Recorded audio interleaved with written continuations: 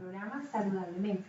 Queremos nuevamente darles a todos la bienvenida a este programa para que conozcamos más a fondo acerca de nuestras enfermedades, de lo que nos pasa de pronto alrededor de nuestra vida con esa salud que tenemos. Hola Rafael, ¿cómo estás? Hola Claudia, ¿cómo has estado? Muy bien, ¿y tú? Bien, aquí muy feliz de compartir con todos este nuevo programa. Y bueno, retomamos el tema que veníamos manejando desde la semana pasada, que creo que quedamos como un momento importante. Sí, importante. Queremos darle muchísimas gracias a todos nuestros televidentes respecto a las consultas que han hecho, pues la verdad nos llenan mucho que nos pregunten, gracias a Lorena, a Álvaro nuevamente por todos sus aportes y pues las preguntas que tienen relacionadas con su salud. Acuérdense que pueden comunicarse con nosotros a nuestro correo electrónico saludablemente@neurotrainingpnl.com y podemos incluso poder atender sus inquietudes en este mismo programa o en próximos programas. Yo me acuerdo que la semana pasada estábamos hablando, Rafael, un poco acerca de todos los mecanismos de defensa que nosotros utilizamos cuando estamos enfermos, o incluso ni siquiera cuando estamos enfermos, sino cuando en nuestra vida común y corriente, ¿verdad? Pero además llegamos a la conclusión de que efectivamente cuando estamos ante una situación de enfermedad, nos damos cuenta que es una mala adaptación de lo que nosotros tenemos en nuestra vida, ¿cierto? Entonces, me gustaría de pronto que nos explicaras un poquito acerca de esa mala adaptación y que realmente cómo repercute esa mala adaptación y que se refleje de pronto en alguno de los miembros de nuestro cuerpo en particular. Bueno, vamos a concretarnos un poco. Sí. Llegamos a una conclusión. La conclusión es que la enfermedad es una mala adaptación a nuestro entorno, a lo que vivimos. Cuando nosotros utilizamos los mecanismos de defensa, de lo que hablamos la vez pasada, nosotros mantenemos nuestra salud. Pero cuando nosotros no mantenemos esos mecanismos de defensa, no son suficientes, enfermamos. Ahora, muchos dirán, bueno, ¿y un bebé? Lo que pasa es que un bebé está grabando desde la tercera semana de gestación. Todo lo que llevan los padres, ¿no? Y el bebé tiene esos mismos engramas, esos mismos circuitos. O sea, que la emoción que vive el bebé cuando está experimentando, cuando está en la barriguita de la mamá o en el útero de la mamá, todas las emociones que experimenta tanto la mamá como el papá, eso se está grabando en su cerebro, ¿sí? Exactamente, lo que sucede es que finalmente el niño comienza a vivir las emociones que la mamá estaba viviendo. Entonces ahí de pronto podemos tener claridad o tener una explicación de por qué hay bebés que se enferman o desarrollan algún cáncer, alguna enfermedad tan pequeñitos. ¿Puede ser eso? Sí. Podemos decir una cosa, que hay situaciones de situaciones, pero digamos que aquí estamos hablando de la regla general. Sí. ¿Por qué un niño puede desarrollar cáncer? Pues sencillamente podría desarrollarlo por sí mismo, simplemente por las emociones que está viviendo. ¿Y de dónde vienen esas emociones? Las emociones de la mamá.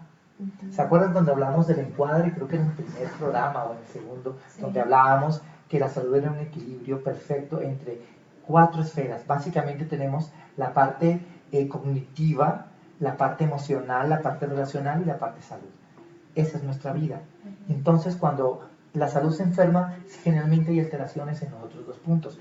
Cuando esos 3 puntos se estiran, nosotros tenemos una perfecta salud, que es el equilibrio dinámico entre todos los aspectos. Entonces, ¿qué ocurre?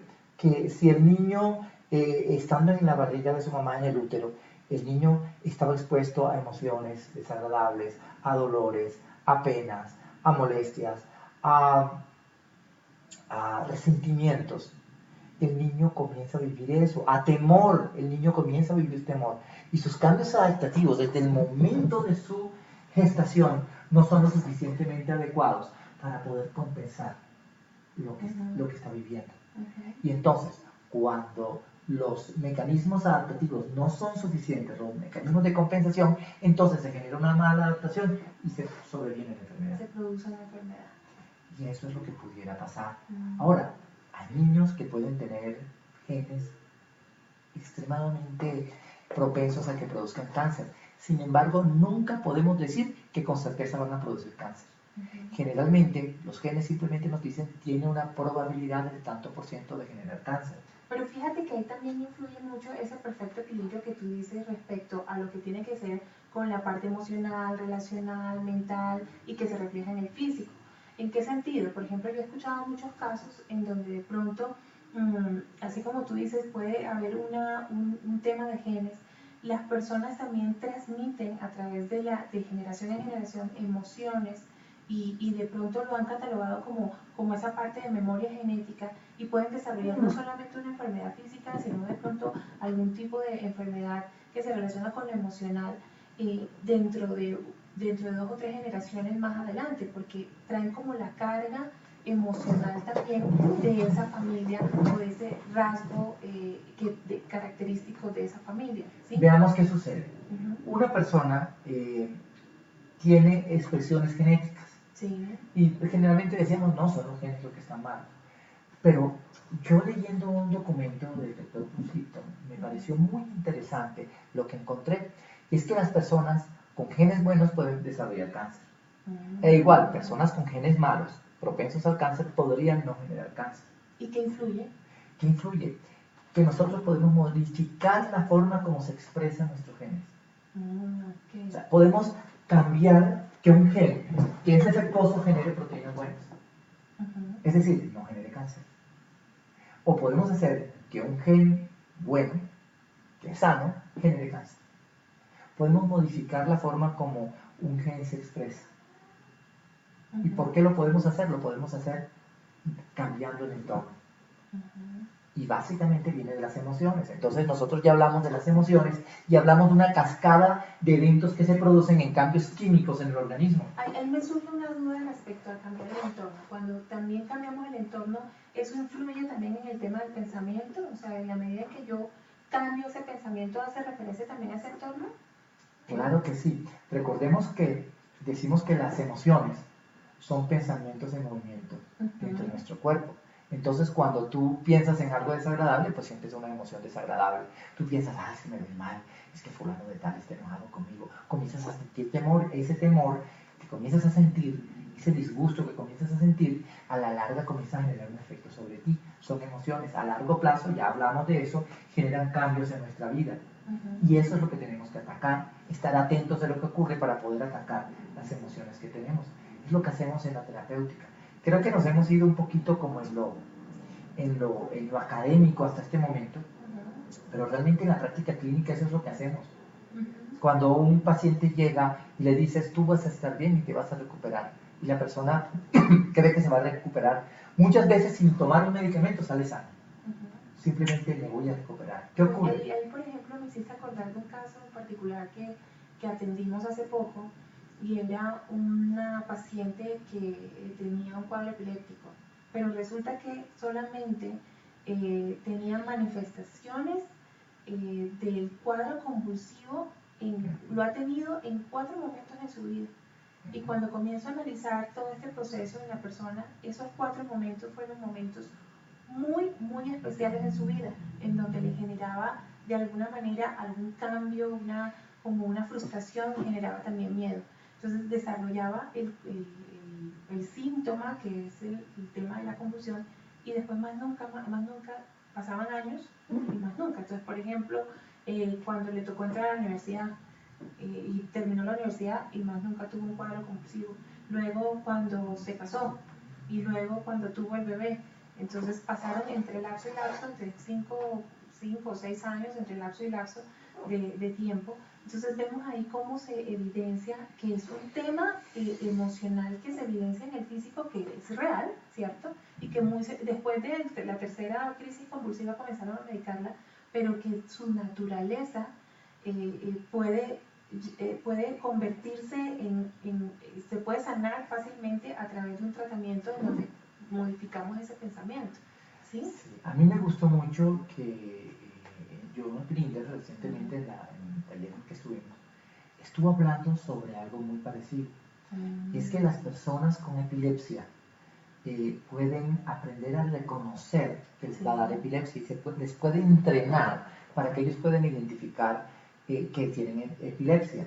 Y cuando se están acercando al estatus o a ese momento que les genera la epilepsia y ellos reconocen, a eso le llama aures, él puede cambiar e irse a un estado de recursos. Excelente. ¿Y eso Y cómo lo utilizar hace? el estado de recursos. Realmente es una técnica muy sencilla con conexión en el inconsciente. Bueno, hay varias formas de hacerlo. Una con conexión con el inconsciente y se hace una negociación con el inconsciente y el inconsciente lo asume por sí mismo. Lo otro, existen otras técnicas que él está utilizando y que me parecieron muy sencillas de aplicar, con la cual tú puedes llevar a la persona, sacarlo del contexto a un estado de recursos. Básicamente tienes a la persona en un momento, en un contexto. El contexto es su situación actual, donde él está sufriente, donde tiene temor, donde tiene dudas, donde tiene todo aquello que le está produciendo, que está en inminencia de que haga un estatus epiléptico. Y resulta que tú lo sacas de este estado, lo llevas a un estado de recursos y después lo vas acercando hasta que logras traer los recursos al estado para que la persona pueda en ese momento cambiar. La persona logra en cualquier momento de su vida llevarse los recursos a donde los necesita, que es lo que le llaman estado de excelencia. Me pareció muy interesante el asunto y es aplicable. Recordemos qué está pasando. Cuando una persona tiene mucho temor, hay catecolaminas. Las catecolaminas excitan el sistema nervioso central. Por eso pueden desarrollar estatus epilépticos con mucha facilidad. Entonces, cuando tú tienes una persona que se está acercando a un estatus epiléptico, comienza a sentir los eventos, puede cambiar el comportamiento de su sistema nervioso central a través de disminución de la producción de catecolaminas, adrenalina y noradrenalina, aumentando la producción de dopamina y aumentando la producción de otros neurotransmisores que sean más benéficos para el cerebro, cambiando la química cerebral y por lo tanto no desencadena el evento. Entonces, fíjate, televidente, que hay solución frente a este tipo de problemas que da muchos problemas, muchas dificultades de salud. Hay solución que a veces llevamos a donde los médicos y de pronto nos dan el medicamento o la cuestión. Bueno, sí es importante que les demos los medicamentos, pero también es importante que les demos opciones a los pacientes para que puedan tener la posibilidad de cambiar ese pensamiento y solucionar algún inconveniente que tiene, no solamente de epilepsia, sino eso lo tomé como un ejemplo que me acordé en este instante, pero también hay otros tipos de enfermedades que se pueden curar también cambiando ese pensamiento, ¿verdad? Claro que sí. Miren, cuando yo les estaba hablando del tema del libro de Bruce Lipton, que me pareció interesantísimo, él le llama Fisiología de la Fe. Es muy bonito porque este que fue uno de los científicos, es uno de los científicos que trabajó en el tema del desarrollo de la parte del genoma humano, en el cultivo de células madre y toda esta cuestión, logró llegar a una conclusión de una correlación entre fe y salud. Es muy interesante lo que él escribió, pero básicamente él dijo lo siguiente: imagínense que esta camisa son las proteínas que se encuentran cubriendo los genes en nuestro organismo. Si aquí dijera, ven, me libaste un poquito, si aquí dijera ojos verdes, y yo hago así, ¿qué dice ahora? Pues no dice nada. ¿No se ve? No se ve. Si yo hago aquí, dice ojos verdes. Sí. ¿Qué es lo que hacen nuestras emociones? Son capaces de actuar sobre las células para que ciertas partes de los genes se muestren o dejen de mostrarse. De manera que tú puedes tener una parte de tu genoma que dice cáncer de tal parte. Pero si tú no generas la química para que se descubra el gen, nunca vas a tener cáncer. Pese a que tienes la protección genética. Y entonces los médicos dicen, tú tenías una probabilidad, no te dio. Sí, porque cualquier motivo dirá, pero ¿cuál es el motivo? El motivo es que tú cambiaste la expresión genética. ¿Cómo? Cambiando lo que tú piensas. Y entonces volvemos al punto.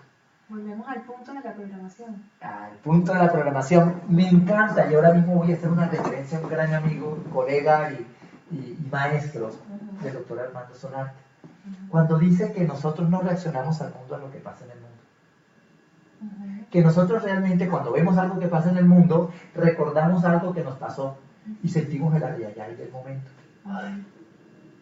¿Verdad? Sí, así es. Sentimos el temor y reaccionamos al mundo ante el temor que tenemos. Pensar y hacer lo mismo. Si yo me imagino un dolor o me duele, es lo mismo. Cada vez que yo veo algo que está pasando en el mundo, comienzo a reaccionar de acuerdo a él. Si yo estoy lleno de temores y comienzo a pensar cosas que me estoy dañando la vida, pues me la daño, termino enfermándome, mi organismo se daña por ese lado. ¿Qué es lo que tenemos que hacer para poder ayudar a la persona? Cambiar el ayayay. Aprender a dejar de sufrir. Muchas veces aprender a dejar de tener la razón. Que esa es otra de las cosas que nos pasa. Sí, esos son como postulados, ¿no? Porque sí. a veces uno quiere tener la razón. Me acuerdo que hay veces que hay muchos pacientes que hasta le describen a uno toda la historia clínica relacionada con lo que tienen y dicen que yo tengo esto, yo tengo lo otro, yo tengo. Y de alguna manera a veces siente uno que el paciente sabe más de sus enfermedades que uno mismo, ¿no? Después de un pequeño corte, regresamos. Ok.